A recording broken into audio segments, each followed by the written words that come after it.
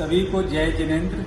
भगवान महावीर के चरणों में कोटि कोटि नमन करते हुए, वंदन करते हुए परम तपस्वी जिनेश मुनि जी महाराज को सादर नमन। आज इस पवित्र सभागार में विराजमान महासाध्वी गौरी जी महाराज को मेरा सादर प्रणाम, बारंबार नमस्कार। देवियों और सज्जनों, आज मैं पर्यावरण सेवक प्रभुनाथ शाही मोहाली एसएस जैन सभा के जैन स्थानक में उपस्थित हूँ और आज जय मधुसूदन जय श्री प्रिंस फाउंडेशन की ओर से कुछ सामाजिक चेतना के लिए, सामाजिक जागृति के लिए जो चातुर्मास चल रहा है और जैन परंपरा में बहुत ही पवित्रता के साथ इसको मनाया जाता है।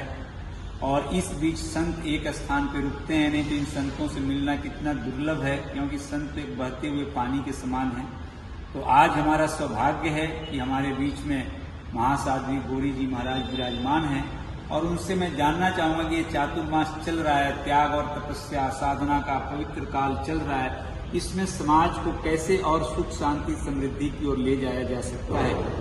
इसी पे कुछ प्रश्न करूँगा और प्रयास करूँगा कि ये बातें आप तक पहुँचे।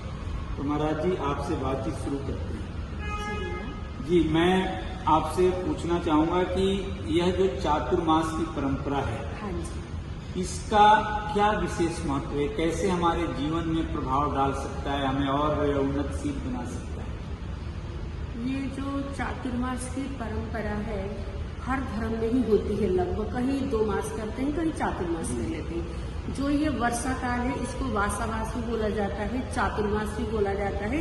ये वर्षा काल के दौरान ही कार्तिक की पूर्णमासी तक चलता है, आषाढ़ से लेकर 4 महीने। तो इसके अंदर बरसात होती है। तो इस बारिश के अंदर अगर साधु साध्वी वर्ग विहार करेंगे, चलेंगे, तो हरियाली होती है, कई आदमी आते हैं, जीवोत्पत्ति होती है। बरसात के दिनों में छोटे छोटे जीव पैदा होते हैं। अगर हम पैदल भी यात्रा करते हैं तो उनकी हानि होने का डर रहता है। तो इसी 6 काय के जीवों की रक्षा के लिए ही चातुर्मास किया जाता है, पहला कारण है। ऐसे कई कारण हैं, जिसमें से 4 महीने अगर हम एक स्थान पर रुकते हैं तो धर्म आराधना, धर्म साधना अच्छे से हो सकती है। क्योंकि अगर विहार करते रहे, भ्रमण करते रहे, कहीं एक स्थान पर लंबा समय नहीं रुके तो इतनी त्याग तपस्या साधना भी नहीं हो पाती। और जिस स्थान पर हम चातुर्मास करते हैं वहाँ के लोगों की भी 4 महीने तक एक रूटीन बनती है, प्रवचन में आने की, सामायिक संध्या, धर्म ध्यान करने की, त्याग तपस्या करने की। कुछ लोगों ने कुछ सीखना है, पढ़ना है, तात्विक ज्ञान ग्रहण करना है, तो उनके लिए भी एक खुला समय मिल जाता है। नहीं तो साधु संत 2 दिन 4 दिन आए, रुके गए, इतने में लोगों की आने की रूटीन भी नहीं बन पाती, हम आगे चल देते हैं। इसलिए नहीं हमारी साधना अच्छे से हो सकती है और नहीं लोगों को अवसर मिलता है सीखने का। इसीलिए चातुर्मास रखा गया है ताकि हम 6 काय के जीवों की रक्षा कर सकें। चातुर्मास का मेन पर्पज यही है। इसमें जितने ज्यादा से ज्यादा धर्म ध्यान, तप, साधना, आराधना की जाती है, जिससे जितनी भी तपस्या होती है वो तपस्या की जाती है ना। क्योंकि सारी जिंदगी हम खाते पीते हैं, सारी जिंदगी इसी में निकल जाती है। कम से कम ये बरसात के 4 महीने होते हैं जिसमें हम कोशिश करते हैं कम से कम भोजन ग्रहण करें और अधिक से अधिक भजन ग्रहण करें। समझ गए ना? भोजन कम और भजन ज्यादा।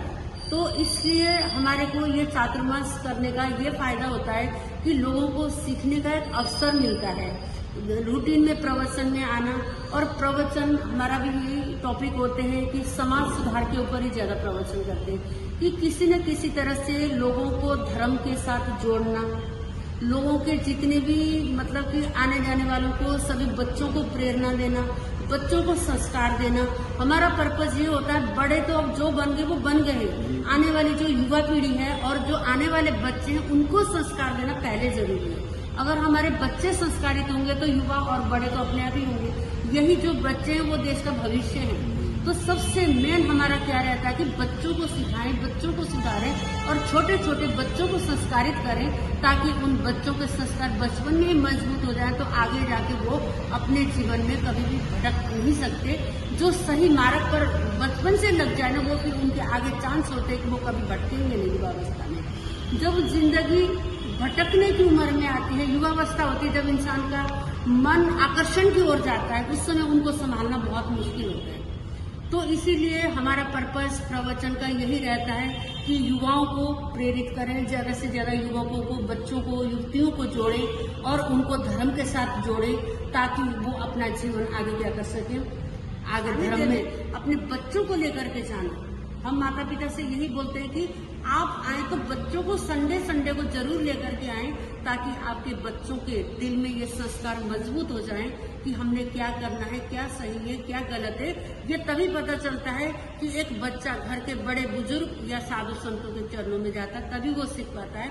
अदरवाइज बच्चे कहाँ से सीखेंगे। हम शिक्षा को बहुत महत्व देते हैं आजकल, लेकिन संस्कार को नहीं। लेकिन जितनी शिक्षा जरूरी है उससे ज्यादा संस्कार जरूरी है। जब तक बच्चों को संस्कारित नहीं करेंगे तो हमारे देश का भविष्य कभी भी अच्छा नहीं हो सकता। इसी बच्चे के संस्कार की वजह से ही आगे जाकर के बच्चे अच्छे होंगे। बच्चे अच्छे होंगे तो कल के आने वाले समय में देश चलाने वाले, समाज को चलाने वाले यही हैं। अगर इनको हमने नहीं सुधारा तो हमारा देश नहीं सुधर सकता। देश नहीं सुधरेगा तो फिर राष्ट्र कैसे सुधरेगा।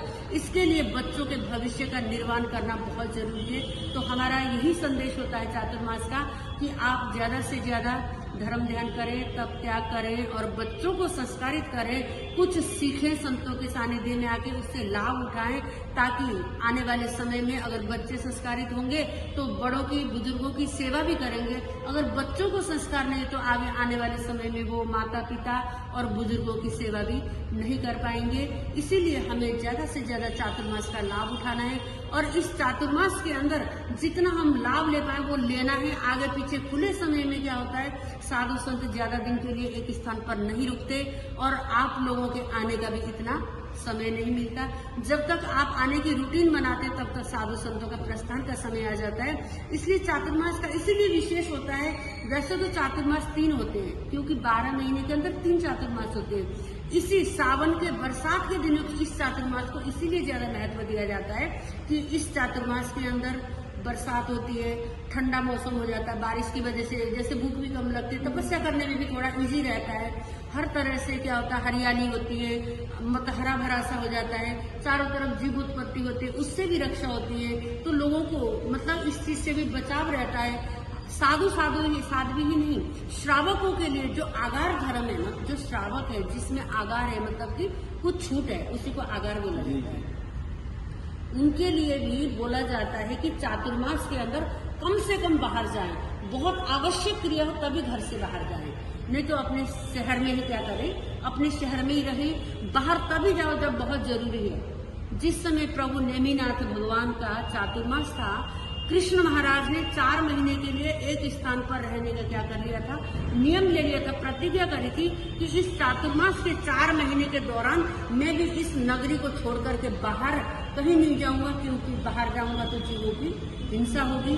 इसलिए ये चातुर्मास हमें यही संदेश देता है कि हम एक स्थान पर रुके, 4 महीने धर्म आराधना करें, ज्यादा से ज्यादा समय तपस्या में लगाएं और लोगों को भी जोड़ें इस चीज से और अपने समाज का उत्थान करें। बहुत बहुत धन्यवाद आपका महाराज जी। आपने बहुत ही सरल शब्दों में चातुर्मास की महिमा को बताया और हमें यही समझ में आया कि यह चातुर्मास हमें सद्मार्ग पर चलने के लिए प्रेरित करने का समय है।